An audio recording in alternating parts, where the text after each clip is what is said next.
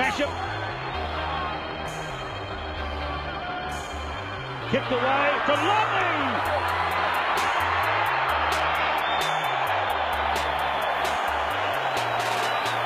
Well, what can you say really with the ball in hand? He's just unstoppable, isn't he? He is unstoppable. The first time he made the try, we thought for little. The second time he scored the try.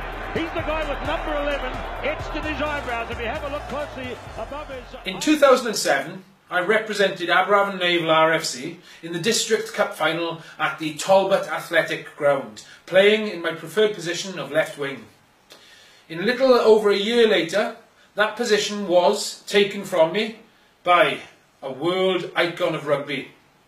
Jonah Lomu came on the 21st of November 2008 and represented Aberafon Naval in an exhibition rugby match on the Talbot Athletic Ground to raise money for Age Concerned charity local to Talbot.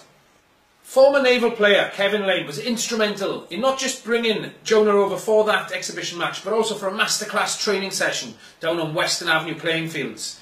And he really bonded with the naval boys. They treated him as one of their own. Tragically, of course, on the 18th of November 2015, Jonah lost his long battle against kidney failure and passed away at the tender age of 40 years. He was survived by his wife Nadine and their two sons, Brayley and Dhyreille.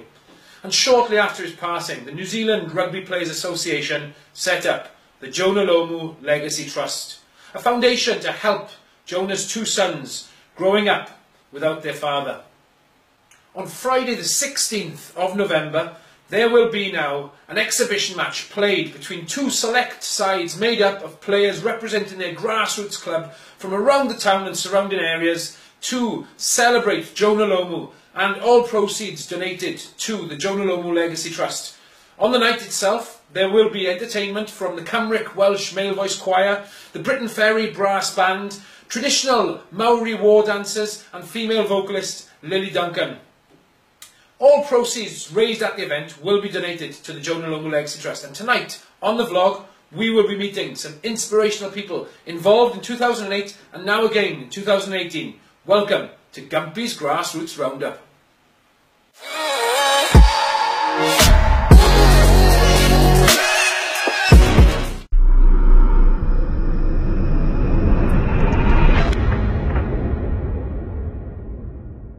So we're joined now on the vlog by two stalwarts of Naval RFC, and were heavily involved in the Jonah Lomu match originally in 2008, and now we're going to celebrate 2018 and the Jonah Lomu Legacy Trust.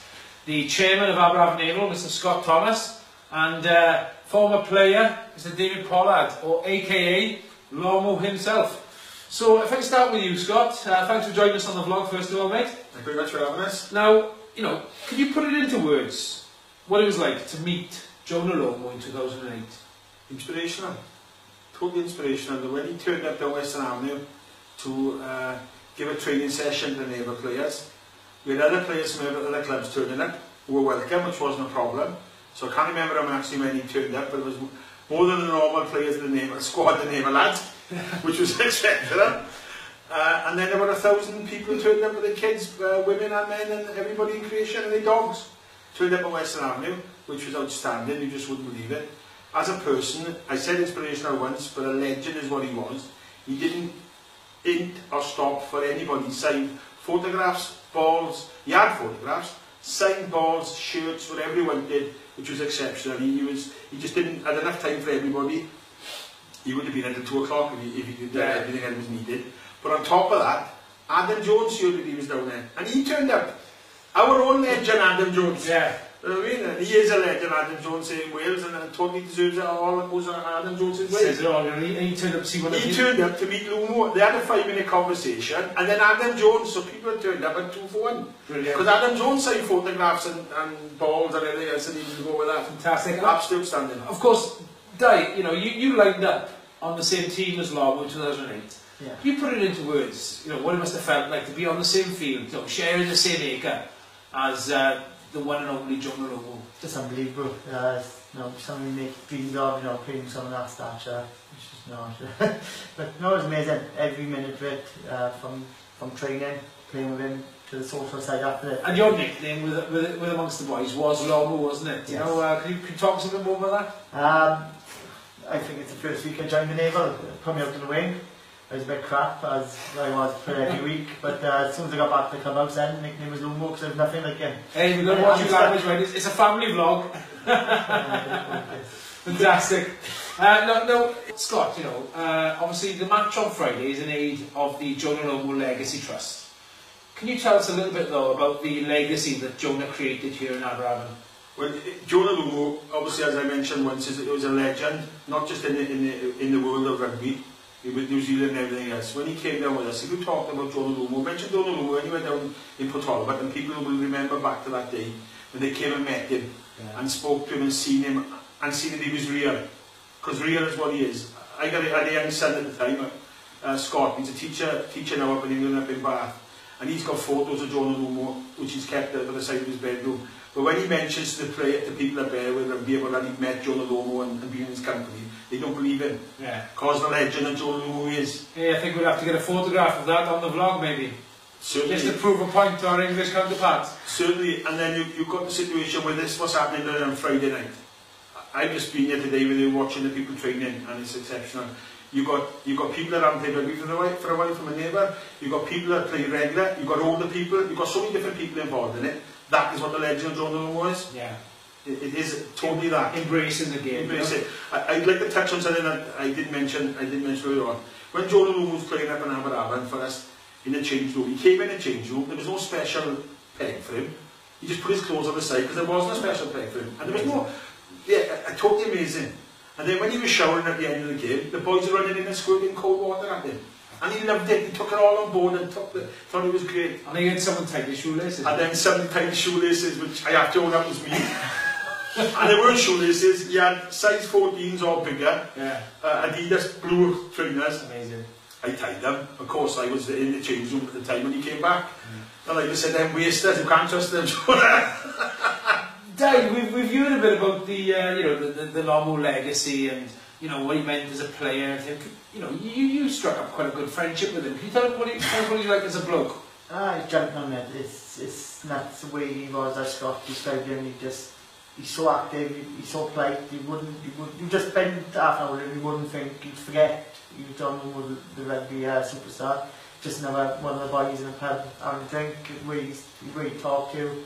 I think after it all ended, he kept in contact with me and wished me happy birthday every year, which was a big thing for me, incredible growing up. But no, true gentleman on and off the field. So, if you could, we'll wrap it up here, gents. But if you could sum it up now in a sentence, what Jonah meant to the people of Aberafan and to you personally, and what we are doing now to say thank you to him on the Jonah Lomu Legacy match, Scott. Legend, with enough time for everybody and everybody enough time for him. Tali? I can't beat that one. No, yeah, legend, massive legend. Well, in Port Talbot, around the world, it's just, I think everyone got to say comment about him and no one to say bad word about him. I think those sentiments are echoed right across the rugby world, not in Welsh Grass Roots Rugby. Thanks for joining us on the vlog, gents. Thank you very much. Thanks for having us.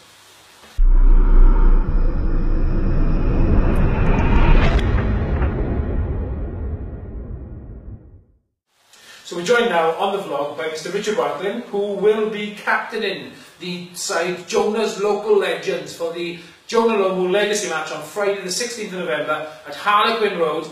ITV News got it wrong, it's not Talbot Athletic Ground, guys, it is Harlequin Road. Gates open at 6:15 and all proceeds will be going to the trust. Thanks for joining us on the vlog, Rich. So first of all, can you tell us, what does it feel like to be captain of the side representing Jonah Lomu? I mean, what did he mean to you as a player? Well, as a player, as someone you obviously look up to, well, a phenomenal player, absolutely phenomenal. Always the only game that sticks out to mind when he played England and he handed off about 5 of the players. Phil won't be very happy with that one. The score probably the try of a lifetime. But no, tell you what a guy, You can't put it into words. He was just a different animal. and the word legend gets thrown about quite often, but he was a genuine legend. And I think on and off the field, you know, were you around in 2008? Unfortunately, I was injured for that game and I couldn't play. I was tamping and I couldn't even get to watch it either, so unfortunately I wasn't there, but hopefully I can make up for it on Friday. Definitely, so, definitely. Yeah. And, you know, a little bit about the game on Friday now. Yes. Obviously it's going to be an exhibition match, but I know you very well, and I know you're a competitive man. Any score predictions? Well, you know, Wales haven't beaten New Zealand for 65 years, and I'm not prepared to let that slip either. So, yeah, I'm telling the boys, let's throw it about. This is a bit of an exhibition match, but at the same time, you know, heads down, and you know, you can come away with a W. There's no way we're going to lose. Well, thanks for joining us on the vlog. I look forward to facing you on Friday night, mate. Yeah, all good, mate. Brilliant. Thank you, cheers.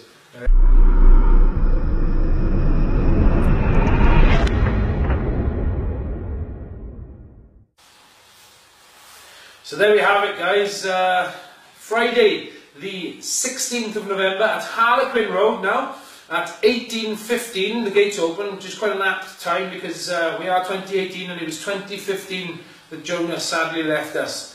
And please do come down to Harlequin Road to honour his memory and everything he did for the town and for the world of rugby. £5 on the gate, and all proceeds go to the Jonah Lomu Legacy Trust, which is a really noble charity. We've got the Cymric Welsh Male Voice Choir joining us on the night, the Britain Ferry Brass Band, some traditional Maori war dancers from the communities of the Tongan and Fijian members of South Wales, and female vocalist Lily Duncan to be singing the National Anthem of Wales, followed by a fireworks display, and hey, we might throw in a game of rugby as well. Crossbar challenge at half time, and all proceeds will be going to that charity. Please do join us and have a great time. Thanks for joining us on the vlog again, guys. All the best for the rest of this season.